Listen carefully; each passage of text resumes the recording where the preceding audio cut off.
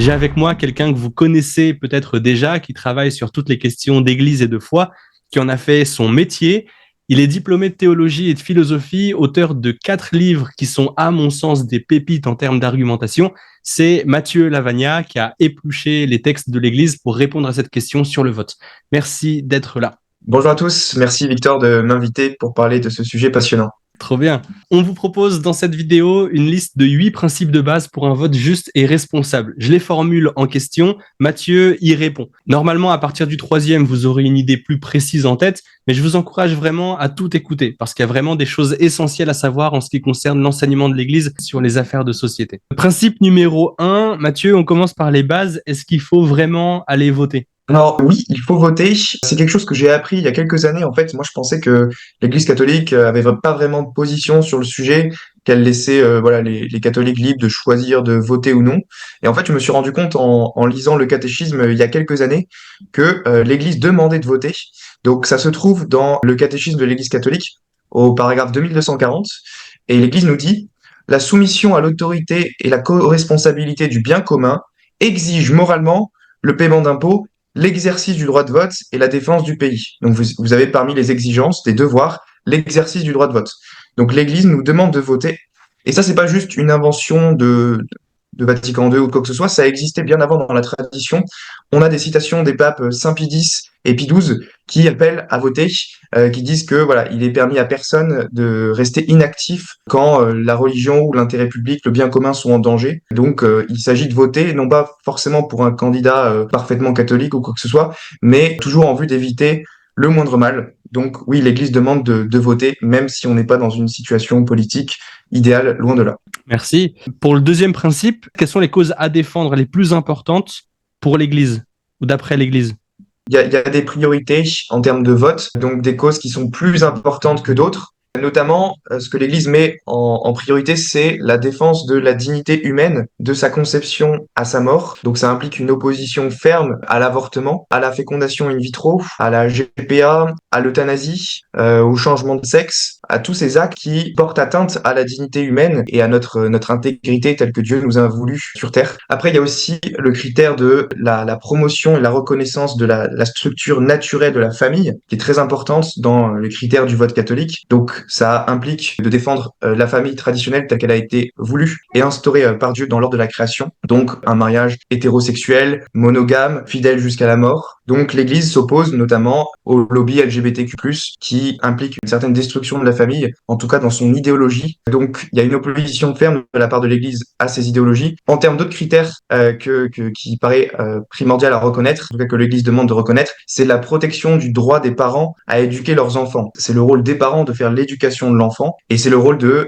l'école de l'instruire sur voilà les matières à apprendre, mais pas de faire l'éducation de l'enfant. Donc ça, l'Église insiste fortement sur le fait que c'est à la famille d'être prioritaire dans l'éducation de l'enfant et il faut protéger cette éducation au sein de la famille. Sinon, pour les autres critères, il y a évidemment la défense des plus pauvres, des plus démunis. Donc l'Église a toujours défendu une forme de justice sociale, s'opposant aux inégalités injustes entre les citoyens. Donc voilà, il y a vraiment une action que prône l'Église en faveur des pauvres et des plus démunis. Ça remonte directement à l'Évangile, à l'Évangile de Matthieu chapitre 25 par exemple, où Jésus s'identifie lui-même aux pauvres et aux opprimés. Donc voilà, cette attention aux plus pauvres. Un autre critère important à prendre en compte, c'est le respect de la création telle que Dieu nous l'a confiée, à savoir l'écologie. Donc voilà, on est appelé en tant que chrétien, en tant que catholique, à défendre la création, à éviter les choses qui polluent ou qui seraient contraires à la création que Dieu nous a confiée. Donc c'est pas juste une idéologie de gauche, l'écologie intégrale bien comprise, c'est quelque chose qui est enseigné par la doctrine sociale de l'Église et qu'il faut prendre en compte. Et après, on peut dire que voilà, il y a d'autres critères que l'Église défend, pas que l'Église d'ailleurs, mais il y a l'idée que voilà, il y a cet ordre de la charité. Donc les questions d'identité nationale, de préserver la culture du pays, tout ça, c'est des questions qui peuvent légitimement concerner les catholiques et qu'ils peuvent tout à fait prendre en compte dans leur choix de voter. Donc voilà, ça, après, ça nous amène sur d'autres questions sur quelles sont les positions de l'Église sur l'immigration, mais ça, on en traitera dans un second temps. Est-ce qu'il y a une hiérarchie alors dans ces causes à défendre là? Est-ce qu'elles sont bien différentes? Est-ce qu'on peut savoir laquelle est plus importante qu'une autre? Oui, absolument. Il y a ce qu'on appelle une hiérarchie des critères dans l'Église catholique. Benoît XVI parlait des principes non négociables. négociables. Donc, en haut, au sommet des principes à prendre en compte dans la hiérarchie, Benoît XVI énumère les 3 principes suivants. Premier principe, la protection de la vie à toutes ses étapes, du premier moment de sa conception jusqu'à sa mort naturelle. Deuxièmement, la reconnaissance et la promotion de la structure naturelle de la famille. Et troisièmement, la protection du droit des parents d'éduquer leurs enfants. Donc ça, c'est ce que Benoît XVI appelle les principes non négociables dans le vote catholique. Et donc, du coup, le catholique, quand il vote, il doit prendre en compte d'abord ces principes, même s'il y a d'autres critères à prendre en compte, évidemment, dans le vote, mais il y a une saine hiérarchie des critères. Donc, pour prendre un exemple très concret, on peut dire que vouloir protéger les animaux ou lutter contre la déforestation, c'est une bonne chose, c'est une bonne œuvre politique, mais cela est moins important que du fait de protéger la dignité humaine. Donc, des lois qui s'attaquent directement à la dignité humaine, comme la GPA ou l'euthanasie, ce sont des lois contre lesquelles il faut lutter de manière prioritaire par rapport à d'autres critères moins importants. Et donc, le catholique est appelé à voter en conscience en faveur de ces critères prioritaires. Ok. Pour le troisième principe, qu'est-ce qu'on fait quand aucun parti ne respecte ces critères non négociables du coup? Il faut voter pour le parti qui va le moins loin dans son opposition aux critères non négociables de l'Église. Et donc là, il faut distinguer un candidat qui s'accommode déjà au mal présent, mais qui veut pas aller plus loin, et un candidat qui voudrait aller encore plus loin que la dépravation actuelle. Donc là, en conscience, un catholique pourrait choisir de voter pour le moins mauvais des 2 candidats, à savoir celui qui ne veut pas promouvoir de nouvelles transgressions. Et on peut dire aussi que il est permis aussi à un catholique de voter pour un candidat qui voudrait améliorer une situation, même si ça serait pas encore suffisant. Donc l'exemple typique ici, qui est donné par Jean-Paul II dans Evangelum Vitae, c'est si un candidat promeut de restreindre un petit peu l'avortement. Donc par exemple, si quelqu'un voudrait faire passer l'avortement de 14 semaines à 12 semaines, eh bien ça serait légitime de voter pour lui, même s'il veut pas une opposition totale à l'avortement. Ce qui serait l'idéal du point de vue catholique, parce que je rappelle ici que l'Église catholique enseigne que l'avortement est non seulement gravement immoral en tant que meurtre délibéré d'une personne innocente, mais aussi que l'avortement doit être illégal. C'est ce que nous dit Jean-Paul II dans Evangelum Vitae 73. Il nous dit « L'avortement et l'euthanasie sont des crimes qu'aucune loi humaine ne peut prétendre légitimer. » Donc l'avortement doit être illégal. Mais il se trouve aujourd'hui que aucun parti ne veut rendre l'avortement illégal et certains candidats se contentent juste de vouloir le réduire. Et donc dans ces cas-là, il est moralement permis de voter pour un candidat qui voudrait réduire un mal déjà existant, même s'il ne veut pas totalement l'abolir. Et c'est pas une approbation de ce qu'il défend comme étant mauvais, c'est juste une légitime répulsion de ce qui est plus mauvais, encore plus mauvais chez l'autre. Ok, donc c'est pas vouloir le mal que d'éviter le pire. Ok, principe numéro 4, puisque actuellement aucun parti n'est en accord avec la doctrine sociale de l'Église sur l'entièreté de ces points-là non négociables, je propose qu'on parle de questions importantes, particulières, qui se posent actuellement. Dans toutes les questions sociales, c'est assez compliqué de savoir par quoi on commence. Qu'est-ce qui est le plus important? Tu parlais un peu de l'ordre de la charité. Est-ce que tu peux préciser les choses? Quel est cet ordre-là précisément? Oui, alors l'ordre de la charité, c'est quelque chose qui est très bien établi dans les enseignements de l'Église catholique depuis 2000 ans. C'est l'idée qu'il y a un ordre de priorité en ce qui concerne la charité. Donc d'abord, c'est Dieu à mettre en premier, puis la famille en second, donc nos proches, père, mère, enfant, épouse, puis la patrie, la nation, nos concitoyens, et enfin, dans un quatrième temps, les autres personnes dans le monde, donc les étrangers ou voilà, ceux qui habitent à l'autre bout du monde. Et donc, il y a cet ordre de la charité. On doit prioriser ceux qui sont le plus proches de nous avant de s'étendre et de chercher à aider les autres dans le monde. Et ça, c'est quelque chose qui est bien établi dès Saint Augustin. On a des citations de Saint Augustin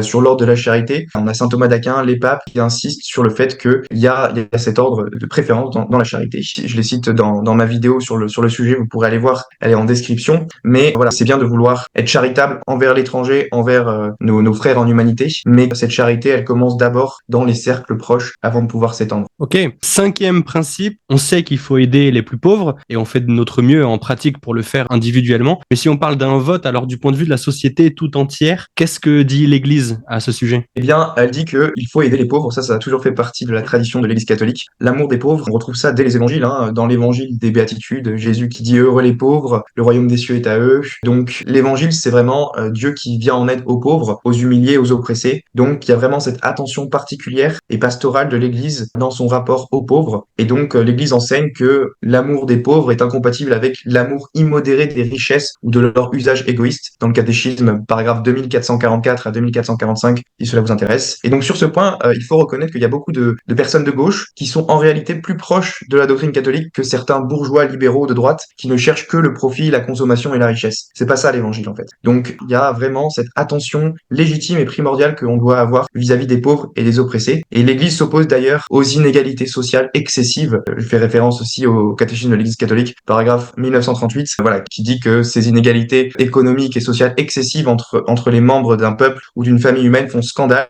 et qu'elles font obstacle à la justice sociale et à l'équité. Voilà, l'Église fait très attention à cette notion de justice sociale. Donc, c'est à nous aussi, catholiques, de prendre ça en compte dans nos critères de vote.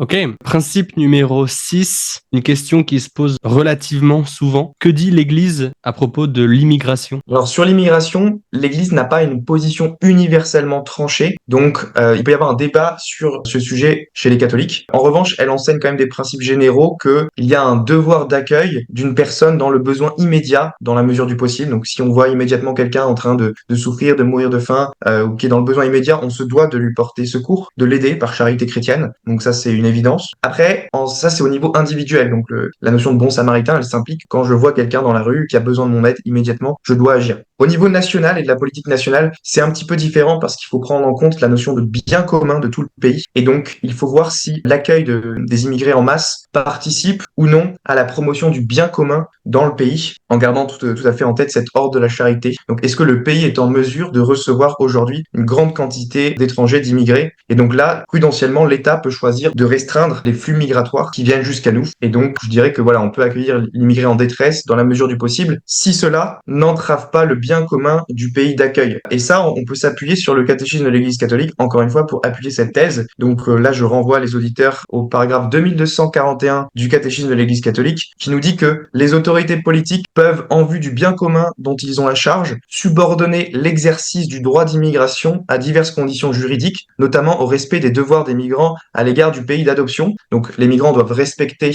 le pays d'adoption, et l'immigré est tenu de respecter avec reconnaissance le patrimoine matériel et spirituel du pays d'accueil, d'obéir à ses lois et de contribuer à ses charges. Donc si on constate que massivement le flux migratoire ne respecte pas la reconnaissance du patrimoine matériel et spirituel de son pays d'accueil, qu'il refuse d'obéir aux lois, eh bien prudentiellement l'État peut juger qu'il est sain de limiter l'immigration. Il y a une distinction à faire entre le droit d'asile et le droit d'immigration. Le droit d'asile, c'est quelqu'un qui est en détresse, qui arrive et qui a besoin d'être aidé de manière urgente et immédiate. Donc là, évidemment, l'Église a toujours reconnu le droit d'asile. En revanche, le droit à l'immigration, c'est quelque chose de différent. Le droit d'asile, c'est temporaire, donc on y reste tant qu'on a besoin d'être accueilli, mais c'est pour repartir derrière. L'immigration, c'est quelqu'un qui veut arriver et qui veut rester dans le pays qui l'accueille. Et donc là, il y a une autre question qui se pose, c'est voilà, est-ce que ça va porter atteinte au bien commun du pays ou non? Et donc là, c'est une question prudentielle qui peut faire objet d'un débat parmi les catholiques. Ok, principe numéro 7. Que dit l'Église sur l'écologie, le vivant? Comment est-ce qu'on applique ce terme de gardien de la création? L'Église a toujours enseigné dans sa tradition qu'il fallait respecter la création de Dieu. Donc, on a la chance, nous, d'être créés, d'avoir été créés par Dieu sur une terre qui est faite pour nous accueillir. Donc, c'est à nous de respecter ce cadeau que Dieu nous a fait en créant le monde, ce qui implique, voilà, de ne pas polluer, de ne pas abîmer cette terre qui nous a été confiée. Donc, ça implique ce qu'on pourrait appeler une écologie responsable. Et ça, il n'y a pas eu besoin on le savait déjà avant le pape François. Le pape François a beaucoup assisté là-dessus. Mais voilà, ça fait partie de la tradition de l'Église de respecter l'intégrité de la création. Il y a un petit paragraphe intéressant sur ce sujet dans le catéchisme de l'Église catholique, paragraphe 2415, qui nous dit que c'est le 7e commandement demande le respect de l'intégrité de la création. Donc des animaux, des plantes, des êtres inanimés, etc. Voilà, le catéchisme nous demande un respect religieux de l'intégrité de la création. Et c'est tout à fait normal du point de vue catholique. Après, on peut dire encore une fois que par rapport aux critères prioritaires, aux critères non négociables de Benoît XVI, donc par exemple,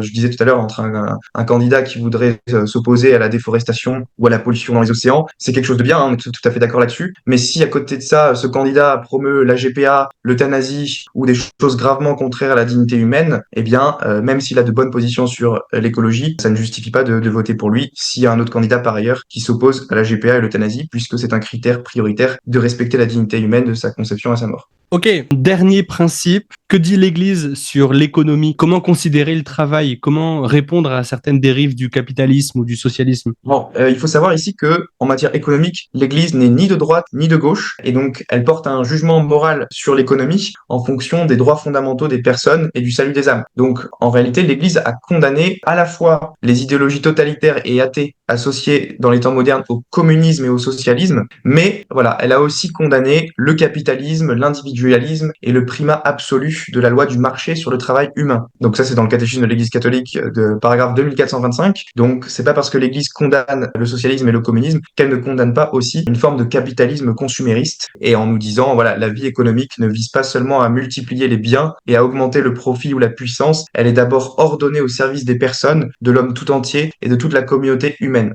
C'est l'argent qui est au service de l'homme et non pas l'homme qui est au service de l'argent, qui doit sans cesse accumuler des richesses pour être de plus en plus riche, etc. C'est pas du tout sa vocation sur terre. Et d'ailleurs, Jésus dit dans l'évangile, nul ne peut servir deux maîtres, Dieu et l'argent. Donc l'argent, c'est pas un mal en soi, mais ça dépend ce qu'on en fait. L'argent doit être sainement utilisé pour le bien commun et le salut des âmes. Ok, trop bien. On a fait à peu près le tour du sujet. L'idée, c'est pas du coup de dire pour qui voter, c'est pas notre rôle non plus. On se concentre sur la foi qui est au cœur de toutes les décisions, dont nos décisions politiques aussi. Alors, il était un petit peu nécessaire de parler de cette question-là, surtout vu l'actualité, avec des maladresses forcément. Pardon par avance pour tout ça, mais en même temps, on fait bien au mieux. Et puis, on s'appuie sur la sagesse de l'Église dans tous les cas. J'espère que ça vous a plu. Si cette vidéo vous a plu, alors peut-être que une de ces deux-là vous plaira aussi. Merci beaucoup à Mathieu Lavagna. N'hésitez pas à aller voir sa présentation détaillée sur sa chaîne. Elle est en description. Et dans tous les cas, essayons d'appliquer au mieux cet enseignement de l'Église. Merci Mathieu. Merci Victor. Soyons saints et à plus.